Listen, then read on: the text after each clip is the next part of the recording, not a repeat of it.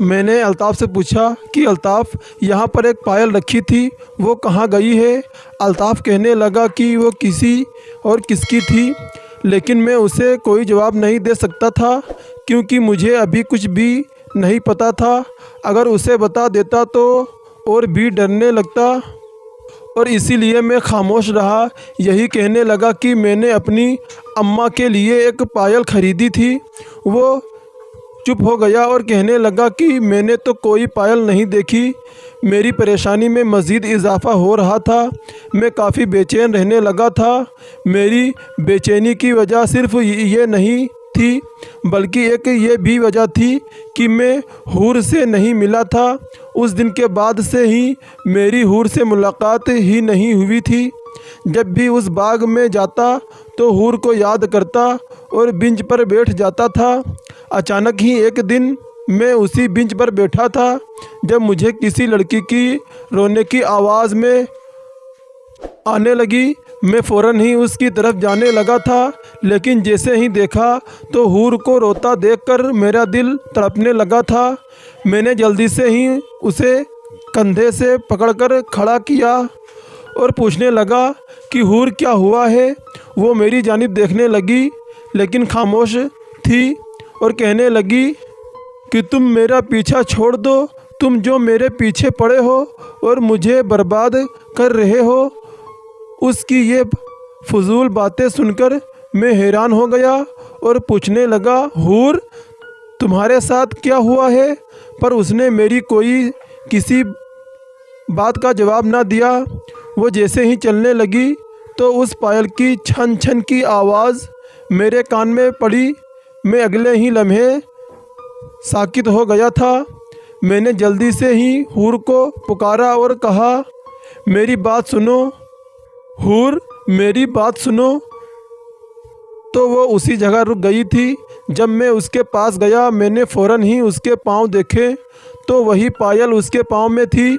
ये देखकर तो मैं हैरान हो गया था। मैं उसे सर्द तासुरात से देखने लगा था। वो भी काफ़ी कंफ्यूज हो गई थी, जैसे वो जान गई हो कि मैं क्या सोच रहा हूँ। लेकिन अगले ही पल वो कहने लगी कि मुझे काम है, तुम मेरा रास्ता मत रोको और मुझे जाने दो। लेकिन मैंने उसे फ़ौरन कहा, मुझे कुछ सवालों के जवाब चाहिए। ये सुनकर तो वो हूर के चेहरे का रंग उड़ गया था, पर कहने लगी कि बताओ, क्या तुम्हें पूछना है? जब मैं बोला कि मैं जान गया हूँ जो लड़की रात की आखिर पहरे किले के पीछे वाले हिस्से में भागती है, वो और कोई नहीं बल्कि तुम ही हो, तो वो मेरी बात सुनकर हूर मुझे अजीब तासुरात से देखने लगी थी। लेकिन मैं चुप हो गया था और इंतज़ार करने लगा कि शायद वो कुछ बोले, पर वो खामोश थी। उसकी खामोशी भांपकर मैं मज़ीद बोला कि तुम कौन हो, तुम्हारी सच्चाई क्या है? लेकिन उसने मेरी किसी भी बात का जवाब नहीं दिया। अचानक से ही वो सूरज को देखने लगी थी। सूरज दोबारा से डूब रहा था। ये देखकर उसके चेहरे का रंग उड़ गया था। वो मुझे कहने लगी कि मुझे छोड़ दो, लेकिन मैंने उसका इरादा जानकर जल्दी से ही उसकी कलाई दबोच ली थी। मैं नहीं जानता था कि आज मैं वो रात जाने बगैर उसे वापस नहीं जाने दूंगा। वो फरियाद करने लगी कि ऐसा मत करो, पर मैंने उसकी एक ना सुनी। अचानक ही उसका वजूद इतना गर्म हो गया था कि मुझे उसके तपिश महसूस होने लगे। मुझे ऐसा लग रहा था जैसे मेरा हाथ जल रहा हो, लेकिन मैंने हिम्मत से काम लिया और उसको ना छोड़ा। उसने अपनी आंखें बंद कर ली, लेकिन अगले ही लम्हे जैसे ही मेरी नज़र उसकी गर्दन पर गई तो उसकी गर्दन पर अजीब से नक्श बनने लगे थे। ये देखकर तो मेरा वजूद कांपने लगा था। हूर ने अपना चेहरा छिपा लिया था। मैं खौफ ज़दा होने लगा था। उसी खौफ के ज़ेर असर मैंने उसकी कलाई आज़ाद कर दी थी और उसने वैसे ही दौड़ लगा दी। मैं कुछ नहीं समझ रहा था। वो नक्श काफ़ी अजीब सा था, लेकिन इस बार वो लेट गई थी। तभी वो कमज़ोर पड़ती हुई फर्श पर गिर गई थी। मैं उसकी जानिब बढ़ा, लेकिन हाथ से इशारे से वो मुझे रोकने लगी थी कि मैं उसके पास न जाऊं, पर मैंने हिम्मत से काम लिया और उसके पास चला गया। अगले ही लम्हे जैसे ही मैंने उसकी आंखों में देखा तो उसकी लाल आंखों में अजीब सी तासुरात और वहशत थी। ये सब मंज़र देखकर मेरे पांव तले ज़मीन निकल गई थी। मैं जान गया था कि उसकी सच्चाई क्या है, लेकिन फिर भी मैं अजीब कश्मकश में था, जैसे मैं उसकी सच्चाई को कबूल नहीं करना चाहता था। आज तक मेरे साथ कोई ऐसा वाक़या नहीं पेश आया था, लेकिन यह सच्चाई मुझे हज़म नहीं हो रही थी।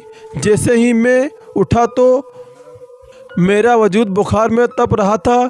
मुझे शदीद उसी खौफ की वजह से बुखार हो गया था, लेकिन हूर का वो रूप बार बार मेरे सामने आ रहा था। मेरा किसी काम में दिल नहीं लग रहा था। मैंने अपने गांव जाने का फ़ैसला कर लिया था। मैं बहुत अरसे बाद वापस गया था तो नवीद को मैंने ही जैसे ही सारी हकीकत से बिला आखिर बताया तो वो भी हैरान हो गया था और वो कहने लगा कि तुम्हें उसकी तफ्तीश करनी चाहिए। क्या पता ये सच हो या ना हो, लेकिन मैंने उसे यकीन दिलाया कि मैंने वो सब अपनी आँखों से देखा है।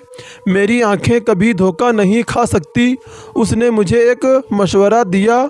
मुझे उसके मशवरे पर अमल करना था, इसलिए मैंने दोबारा किले जाकर और मैं किला चला गया था, पर उस बार मैं अकेला नहीं था। मैं अपने साथ जिसे लेकर आया था उसका भी मुलाजिम की हैसियत से सबको तारुफ़ करवा दिया था। पर जैसे ही रात का वक्त हुआ तो मैंने कह दिया कि अब वक्त आ गया है जब तुम अपनी कार्रवाई करो। ये सुनते ही उसने अपने थैले से एक बीन निकालना शुरू कर दी थी। वो मेरे साथ ही उसी कमरे में रहता था, इसीलिए किसी को भी मालूम नहीं था कि वो दरअसल कौन है। हम दोनों अब उस सांप का इंतज़ार कर रहे थे।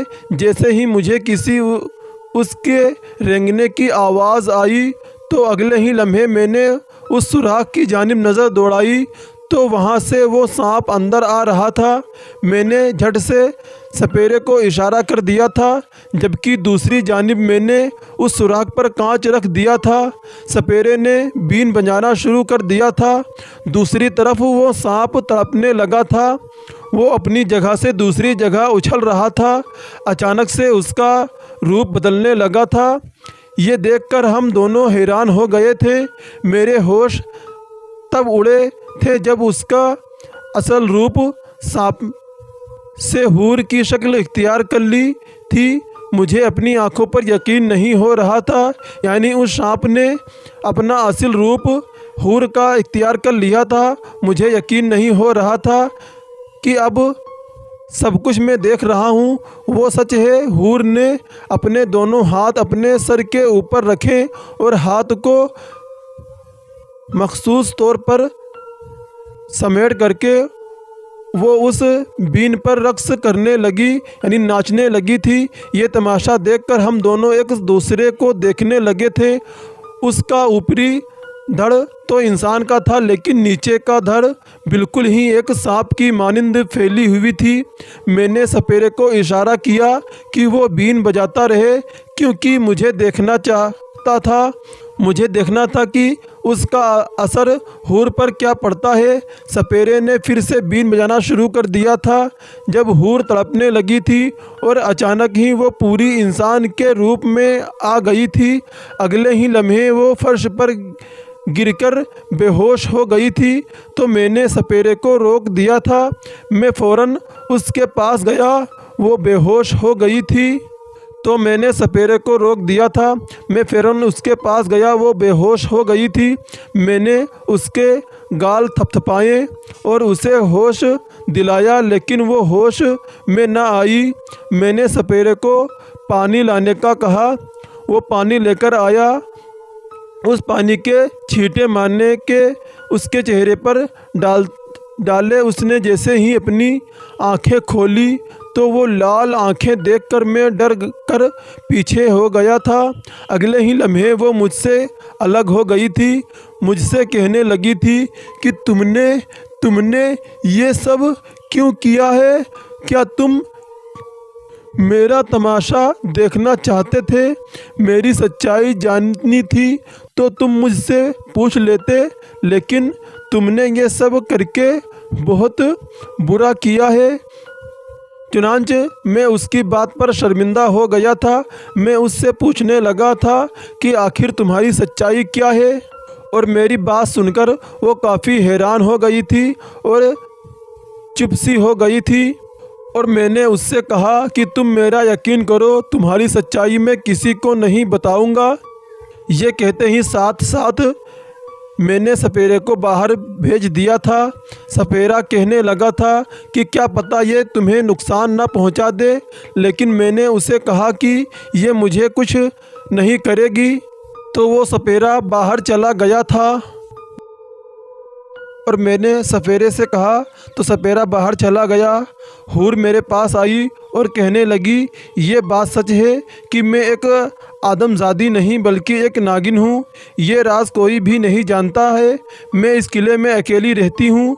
ये किला आज से 160 साल पहले का है, जो आदमजाद ने बनवाया था, लेकिन वो ज़्यादा देर तक ज़िंदा ना रहा और फिर इस किले में हम नागिनों ने ही कब्ज़ा कर लिया था। और मैं जैसे ही बड़ी होती गई मुझे इस किले से इश्क हो गया था। मैं चाहकर भी इस वक्त यहाँ नहीं रुक सकती थी, पर एक दिन अचानक ही किले में आई तो मुझे पता चला कि यहाँ का नाग शादी के लिए नागिन तलाश कर रहा है। मेरी अम्मा ने जैसे ही ये खबर सुनी तो मेरी अम्मा ने मुझे इधर आने से मना कर दिया था, क्योंकि वो नहीं चाहती थी कि मैं नाग से शादी कर लूँ। पर मेरे अंदर ये शदीद ख्वाहिश थी, क्योंकि मैं चाहती थी कि मैं इस किले में राज करूं। आज तो ये किला काफ़ी वीरान और सुनसान है, लेकिन उस ज़माने में ये बहुत बड़ा पुरनोक होता था। हर कोई इधर आता था और यही ख्वाब देखता था कि वो इस किले पर हुक्मरानी करे।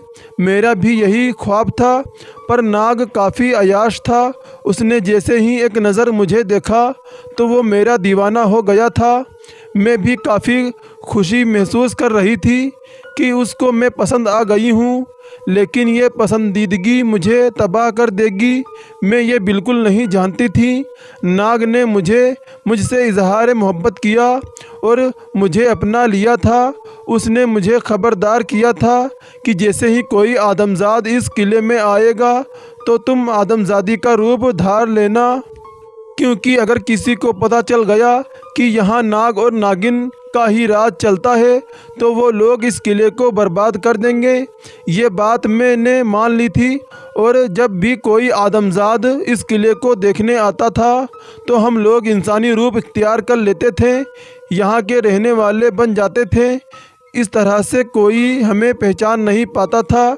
मैंने अपने खाविंद के खिलाफ जाकर शादी की थी, अपने परिवार के खिलाफ जाकर शादी की थी, लेकिन मेरा असल मकसद ये था कि मैं अकेले ही इस किले की हुक्मरानी करूं। पर वो नाग मुझसे काफ़ी मोहब्बत करता था। हर दफ़ा मेरी मोहब्बत के गुण गाया करता था और अपने गुण के ज़रिए मुझसे इजहार करता था। ये सब कुछ मुझे काफ़ी भला लगता था। सभी नागिन मेरी किस्मत परोश कर रही थी, पर अंदर ही अंदर मैं ये जानती थी कि मैं ये सब नहीं कर सकती, क्योंकि मेरा मकसद तो कोई और है। मैं उस किले पर कब्ज़ा करना चाहती थी और अपने ख़ानदान को भी यहाँ बुलाना चाहती थी।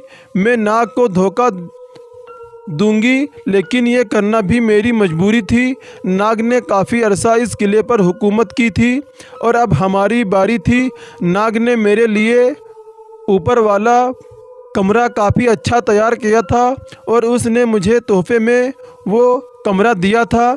मैंने जैसे ही वो कमरे देखे तो मैं हैरान हो गई थी, क्योंकि नाग ने बहुत ज़्यादा मेहनत लगाई थी। मैं भी उसकी जानिब राग़िब होने लगा थी, लेकिन मैं खुद को कोसती थी कि मैं ऐसा नहीं कर सकती, क्योंकि मेरा मकसद जो कोई और है। कभी मैं ये इरादा तर्क कर सकती थी और यही सोचती थी कि मुझे अपने नाक के साथ अच्छी ज़िंदगी गुजारनी चाहिए, लेकिन मेरी अम्मा मेरा दिमाग ख़राब कर देती थी और कहती थी कि तुम अपना मकसद मत भूलो। इस वजह से एक दिन मैंने नाक को जो दूध पिलाया था उस दूध में जहर डाल दिया था और उस जहर की वजह से मर तो नहीं सकता था, लेकिन हाँ, उसकी ताकत ज़रूर कम हो गई थी। मैंने उसकी कम ताकत का फ़ायदा उठाते हुए उसको जला दिया था। किसी को भी पता ना चला कि उसकी मौत के पीछे मेरा हाथ था। सब नागिन अफसोस करने लगे और अब सबको यही था कि अब नाग के बाद नागिन ही इस किले पर हुकूमत करेगी। इस वजह से मैंने काफ़ी अरसा इस किले पर अकेले ही हुकूमत की थी। मैंने अपने ख़ानदान को भी बुला लिया था। हम लोग हंसी खुशी रहने लगे थे, पर मैं जब भी अलग कमरे में जाती थी तो उसकी याद आने लगती थी। मैं उसे कभी भी भुला नहीं पाती थी। इस वजह से मैं ज़ोर ज़ोर से रोने लग जाती थी। अपनी ज़िंदगी से तंग आ गई थी, लेकिन शायद मैंने इतने गुनाह किए थे कि मुझे मौत भी नसीब नहीं होती थी। मैं बहुत बोर हो चुकी थी और मैंने सोच लिया था कि मैं अब आदमजादी के रूप में जाकर रहूँगी। फिर मुझे पता चला कि किले को बेचा जा रहा है। मैं नहीं चाहती थी कि ये किला बिक जाए, क्योंकि ये मेरे नाक की निशानी थी, लेकिन मैं कुछ भी नहीं कर सकती थी, क्योंकि आज के ज़माने में किसी को भी हम पर यकीन नहीं है। इसलिए मैंने सोच लिया था कि क्योंकि मैं यहाँ के लोगों में खौफ पैदा कर दूँगी तो लोग खुद ही किले को छोड़कर चले जाएंगे। इसलिए मैं रात होते ही उस कमरे में आ जाती थी और नाग को याद करने लग जाती थी और रोने लग जाती थी। कभी उसी के गुण दोहराती थी, लेकिन कोई भी डरता था। ये सारी बात मुझसे बताकर हूर रोने लगी थी। हूर की बातें सुनी तो मेरा जहन माफ हो गया था। मुझे यकीन नहीं आ रहा था कि ये सब कुछ मैं अपने कानों से सुन रहा हूँ, लेकिन ये सारा सच था। मैं फिर उससे कहने लगा कि अब तुम्हारा क्या इरादा है, और मैंने हूर से कहा कि अब क्या तुम इंसानी रूप में रहोगी। मेरी बात सुनकर हूर नागिन हंसने लगी थी। वो हूर के रूप में आ गई थी और मेरे पास आकर बैठ गई थी और वो कहने लगी थी कि तुम्हें मुझसे डरने की कभी भी कोई ज़रूरत नहीं। तुम एक अच्छे इंसान हो और मैं दिल से तुम्हारी मदद करना चाहती हूँ। ये बात सुनकर तो मेरा दिल खुशी से उछलने लगा था। मुझे एक दिन एक बात की समझ नहीं आ रही थी कि क्या वो यहाँ अकेले रहती है या उसका कोई ख़ानदान नहीं है। मैंने जैसे ही उसे पूछा तो वो अफसोस करने लगी थी और कहने लगी थी कि कुछ दिनों बाद ही जैसे ही मैंने नाग को मारा था तो सबको मुझ पर शक हो गया था, इसलिए सब मेरे खिलाफ़ हो गए थे। मेरे ख़ानदान वाले खुद मेरे खिलाफ़ हो गए थे, सिवाय मेरी अम्मा के। लेकिन मेरी अम्मा का इंतकाल हो गया था, वो भी इंसानी रूप में वापस चली गई थी। बस एक मैं ही बची थी। और नागिन ने कहा, अब मैं यही चाहती हूँ कि जब मुझे मौत नसीब हो तो मैं लोगों की मदद करते हुए इस दुनिया से जाऊं। मैं काफ़ी देर तो सोचने लगा था, लेकिन मेरे जहन में एक प्लान आया था। मैंने हूर से को कहने लगा था कि क्या तुम इंसानी रूप में सारी ज़िंदगी रहना चाहती हो। हूर ने मेरी बात सुनकर अपना सर हिलाया था। मैंने जैसे ही उसे कहा कि तुम मुझसे शादी कर लो तो वो तड़पकर पीछे हो गई थी और कहने लगी थी कि नहीं नहीं, मैं ये काम नहीं कर सकती। एक आदमजात से बिल्कुल भी शादी नहीं कर सकती, क्योंकि ऐसा मुमकिन नहीं है।